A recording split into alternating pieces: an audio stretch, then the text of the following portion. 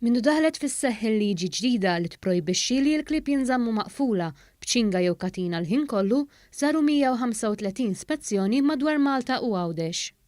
Dan qalu l-Ministru għall-Ambjent José Herrera fit-tweġiba l-interpellanza parlamentari tad-deputat Mario Gallia.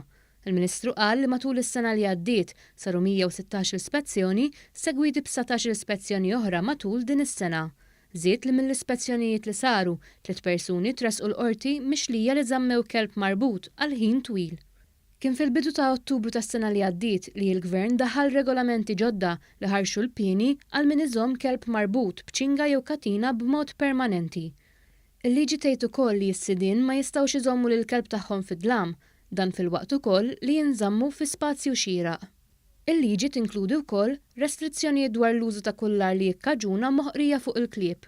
Min jinqabad jikser din il-liġi jista' jeħel multa ta' bejn 1,000 u 55,000 euro u f'każ li jerġa' jinstab ħati jista' jeħel bejn 5,000 u 80,000 euro. Min jinstab ħati jista' jiġi kkundannat ukoll pina ta' 3 xhur ħabs. Intant bitweġiba l-mistoqsija separata, il-Ministru Herrera qal li fl-aħħar 5 snin il-Pulizija resqu l-qorti 50 persuna oħra mixlija b'moħqrija tal-annimali.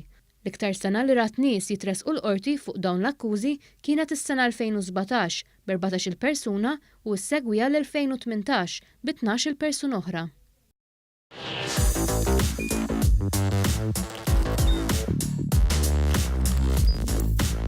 Idħol fuq one.com.mt u hemmhekk tista' tara l-programmi kollha li jxandru fuq One permezz ta' One Play.